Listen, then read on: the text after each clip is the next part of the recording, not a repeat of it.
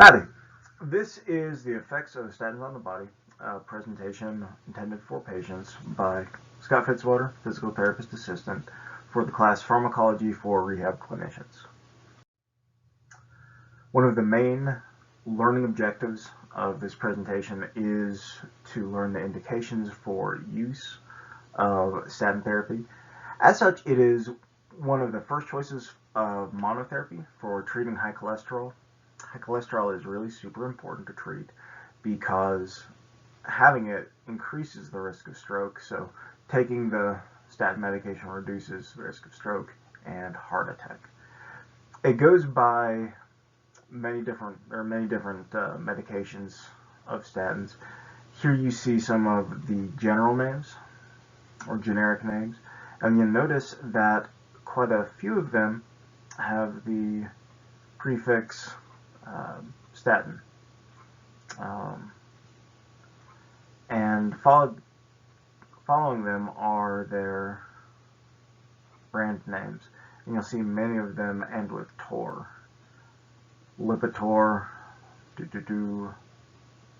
Azalor, Zocor. They work by inhibiting cholesterol synthesis. The chemical HMG-CoA reductase inhibitors inhibits the enzyme needed for cholesterol synthesis, and generally that helps improve LDL to HDL ratios. And when taken as prescribed, and this is really important to kind of start hammering in right now, is that when taken as described, LDL can be reduced up to 60% when paired with lifestyle and diet changes. And it's really important, 60% is huge. Some of those diet changes or lifestyle changes are cessation of smoking, unless you're eating your cigarettes, and diet change too, and reasonable exercise.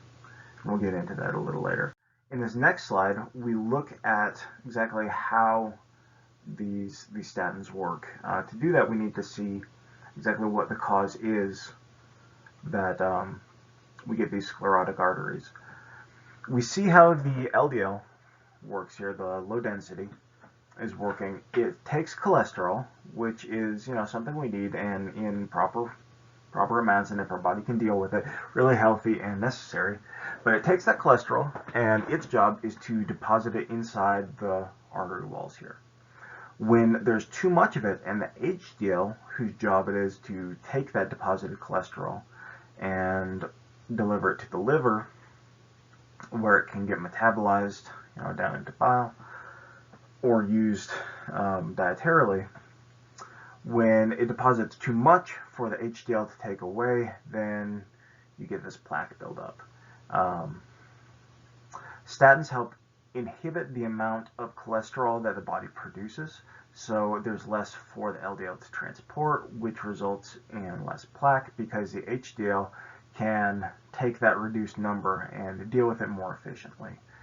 That's what I mean when I restore the HDL to LDL ratios. And this is really important to do because you see the big risks here of having high cholesterol. These myocardial infarctions or these cerebral vascular incidents, these heart attacks, these strokes, super damaging. And the cause is the plaque reduces blood flow. Ischemic damage can happen to these myocardial tissues with that reduced blood flow, or there can be a thrombus.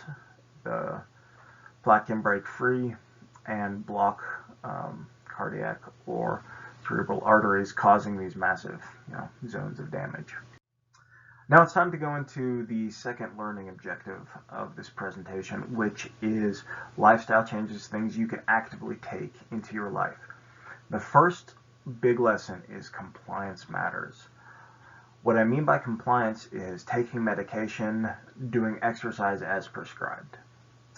And we see that in this study, there was a group within the study, the self-reported study, that had over 80% compliance with their medication, compared to those that also answered that had lower than 80% compliance.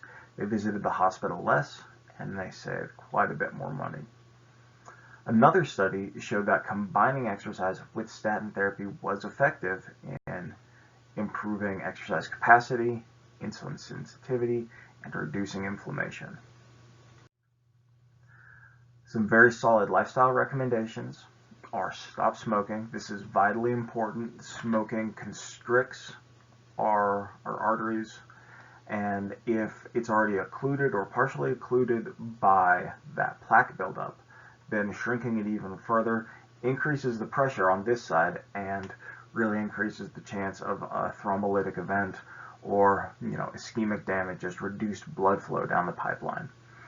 Another big change that you can make or another thing to consider, is dietary changes. You want to give your body enough fiber to help adequately digest and slow that digestion of cholesterol so that your body has time to deal with it and it doesn't get overwhelmed by a big cholesterol burst. A huge one here is to avoid grapefruit.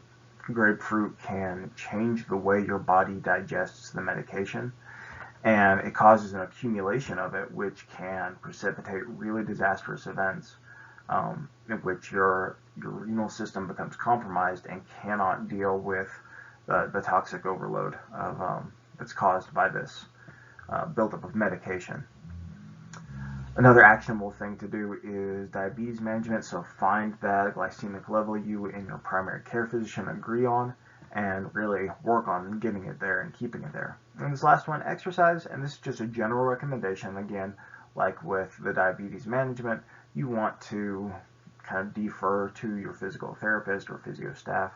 But the general recommendation is 30 to 60 minutes a day, 3 to 5 times a week of moderate intensity exercise.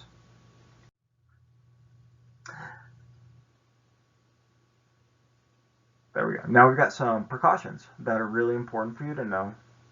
The main precaution, the main complaint is these gastrointestinal complaints, gas, nausea, diarrhea, stomach pain. Usually that passes once the body becomes adapted to the medication, but as one of the most common, it's still just 5 to 10% of those taking it. Dizziness is also in that same category. Dizziness and headaches, about that same amount of incidence, 5 to 10%. Next, though more rare, is also more serious, is reduced renal function. This can reduce or inhibit the renal system and really tax it. So we want to be on the lookout for signs that it's overtaxed. Some red flags are nausea and vomiting.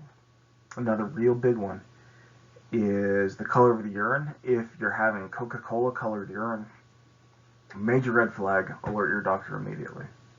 One that this study claims as the most recognized side effect was muscle pain and weakness, which in rare cases can develop into rhabdomyolysis. That's when muscle tissue starts to die and the toxic overload of that can't be handled by the renal system.